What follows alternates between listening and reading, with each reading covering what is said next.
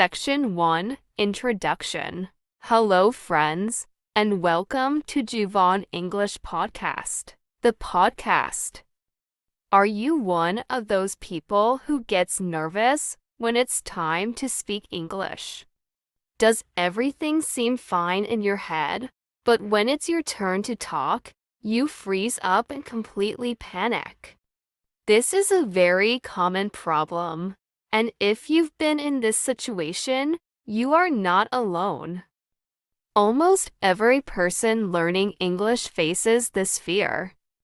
But today, we're going to show you a way to overcome this fear forever and have real conversations with confidence. The title of this video is How to Have a Real English Conversation Without Panic. This isn't just a title, it's a promise. We're going to show you how you can speak English without any nervousness, without getting stuck, and without any fear. We're not saying you'll become perfect overnight, but we will teach you practical and psychological techniques that will reduce your fear and make your conversation smooth. We've divided this video into 7 different sections, and each section is a crucial step. We won't just give you a list of sentences, we will teach you a mindset. First, we'll change the way you think, then we'll give you some easy ways to start a conversation. After that, we'll learn how to keep the conversation going, and most importantly, we'll see what to do when you get stuck. We will focus not only on words, but also on your body language and confidence. This video is like a workshop for you. We would like you to practice along with us. Get your notebook and a pen ready because you'll have a lot to learn here. Our goal is to make you realize that speaking English is not a performance, but a communication. It's not a test where you have to give the right answer every time, but a medium where you can express yourself. So, without any delay, let's begin this journey. Are you ready? Let's get started. Section 2, The Mindset Shift. The fear of real English conversation often starts in our minds, not with the words. Therefore, the first step to eliminating panic is to change your mindset. You must first understand that speaking English is not a performance, but a communication. When you treat it as a performance, you think that every word and every sentence must be perfect. You're afraid of making a mistake and being laughed at. This thinking stops you from speaking. But when you treat it as a communication, your focus is on connecting with the person in front of you, not on making every single word perfect. Your goal is to get your point across, not to be 100% grammatically correct. Embrace mistakes. Another important change is that you have to stop being afraid of mistakes. Everyone makes mistakes, even native speakers. Mistakes are a natural part of your learning process. When you make a mistake, it's a learning opportunity, not a reason to feel embarrassed. Say to yourself, okay, I made a mistake. Next time I'll get it right. This thinking will encourage you to move forward. Be kind to yourself. You're probably too hard on yourself. You think, I've been learning for so long and I still get stuck. This thought discourages you. Instead, look at your progress. Remember where you started. A month ago, you probably couldn't even say a sentence, and now you're trying. That's a huge achievement. Focus on small goals. Don't try to have a whole conversation at once. In the beginning, just aim to say one sentence, then two, then three. When you complete small goals, your confidence grows. Every small victory motivates you for the next big one. So, change your mindset. Starting today, before you begin speaking English, say to yourself, I'm going to communicate, not try to be perfect. This is a small change, but it will make a big difference in reducing your fear. Now that our mindset is ready, let's learn how to start a conversation in the next section. Section 3. Simple conversation starters. Once we are mentally ready, the next step is to take the first step, starting a conversation. This is often the most intimidating part, but with a few simple sentences, you can make it much easier. Here are some simple and effective conversation starters that will help you begin speaking without overthinking. Hi, how are you doing? This is the most basic and safest way to start. How was your day? This is a personal question that encourages the other person to respond. Are you having a good day? This is also a simple and polite way to start. The weather is so nice today, isn't it? This is a great way to start if you're talking to a stranger. I love your shirt bag. Where did you get it? Complimenting someone is a very positive way to start a conversation. Do you live around here? This works well in the context of a neighborhood or place. Is this your first time here? This is very useful in a new location. Can I ask you a quick question? This is a polite way to ask someone for help. All these sentences are short, simple, and easy to remember. The most important thing is that none of these sentences are complicated. You don't need to memorize them perfectly, but try to get them on the tip of your tongue. When you meet someone, instead of panicking, aim to use one of these sentences.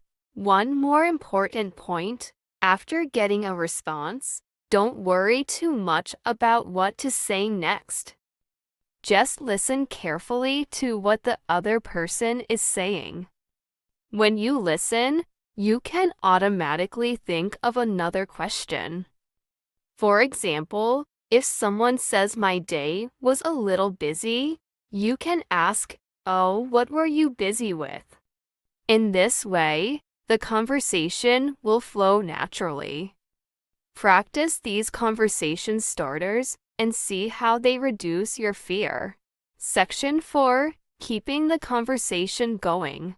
Once you've started a conversation, the real challenge is keeping it going. Many people get stuck after the first sentence. But don't panic. Here are some ways you can keep the conversation flowing smoothly. 1. Ask follow-up questions. This is the most important technique. When someone gives you an answer, pick a word from that answer and ask another question about it. Person, I had a busy day at work. You, Bo, what do you do for work? Person, I'm a graphic designer. You, that sounds interesting. What kind of projects do you work on? In this way, you can make the conversation an opportunity to get to know each other. 2. Use open-ended questions. Ask questions that can't be answered with just yes or no. Closed question, do you like your job? Open-ended question, what do you like most about your job? Open questions encourage the other person to talk more, which adds depth to the conversation. 3. Show active listening. Show the person that you are listening to them. You can use small phrases. Oh, really? That's interesting. I see. Wow. This makes the other person feel that you are interested in what they are saying, and it also boosts their morale. 4. Share your opinion, but briefly. When the other person finishes talking, you can share your opinion or experience. Person, I just got back from a trip to Goa. You, that's great. I've always wanted to go there. What did you enjoy the most? Keep your part brief so that the conversation's focus remains on the other person. 5.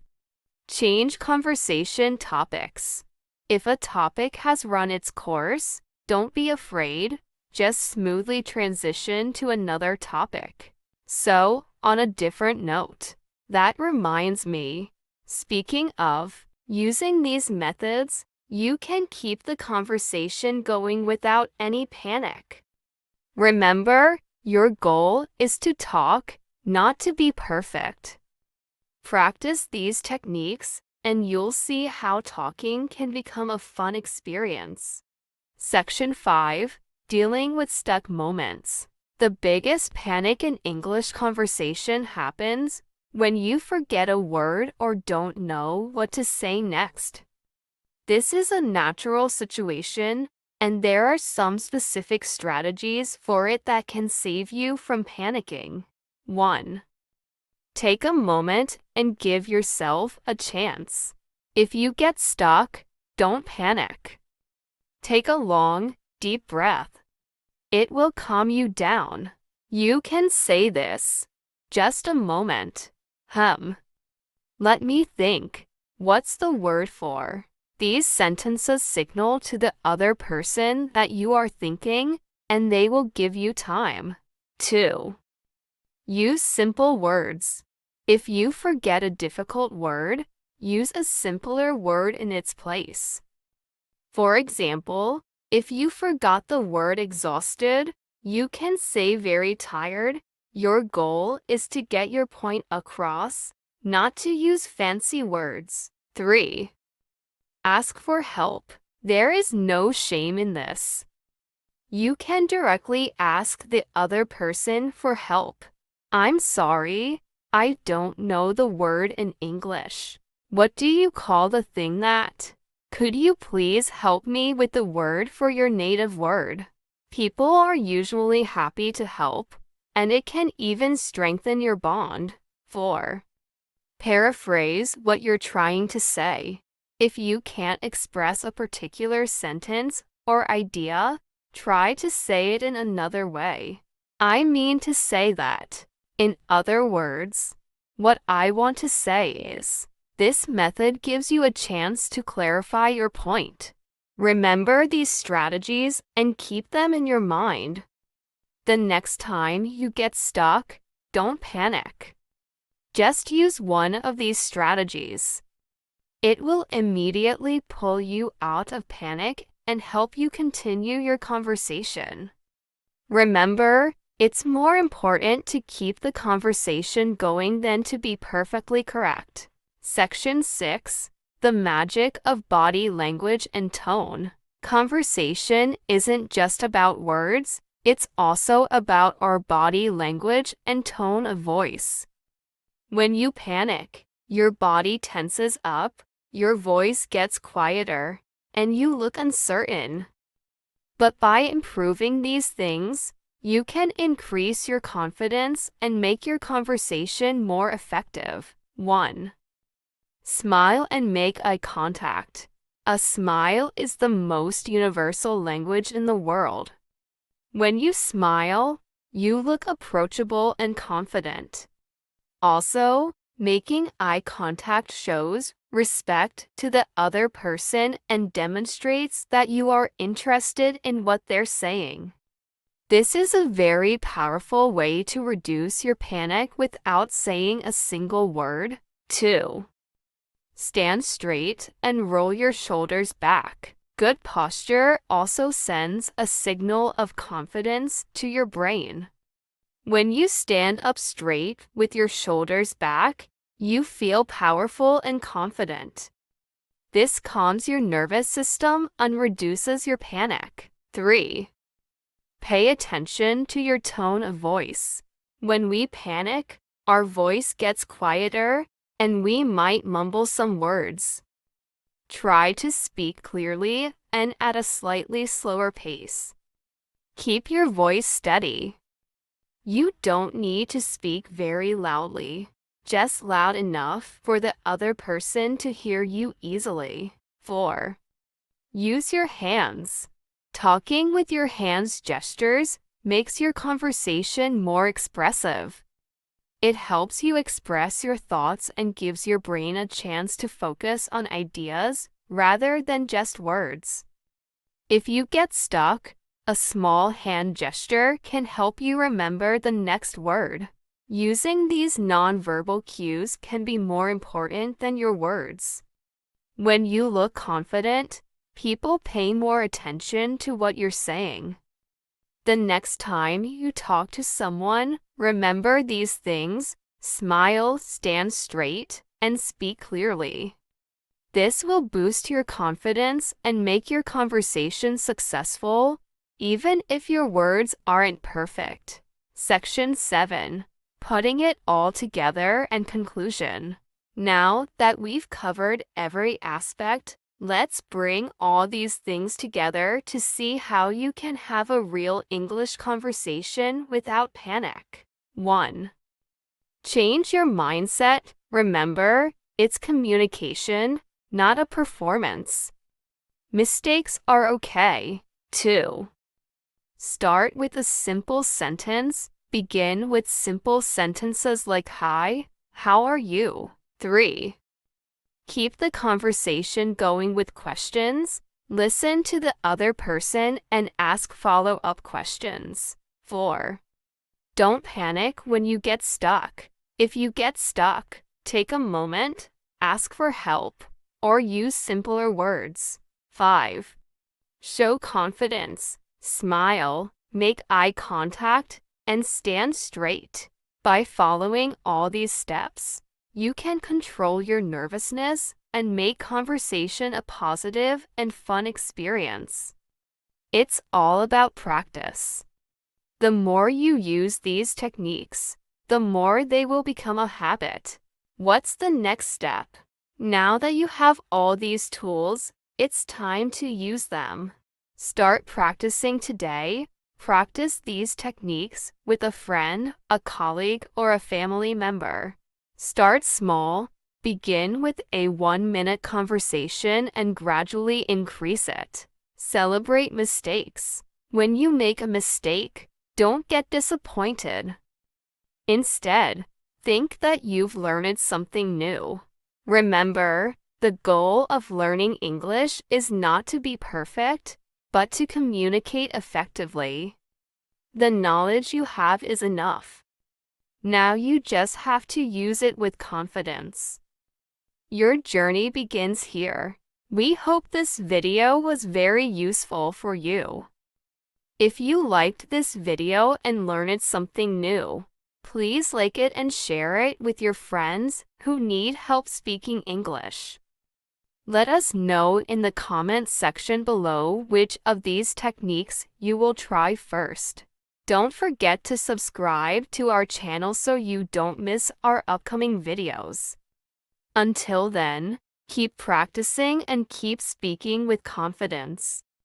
We are always with you on your English learning journey. Thank you and see you in the next video.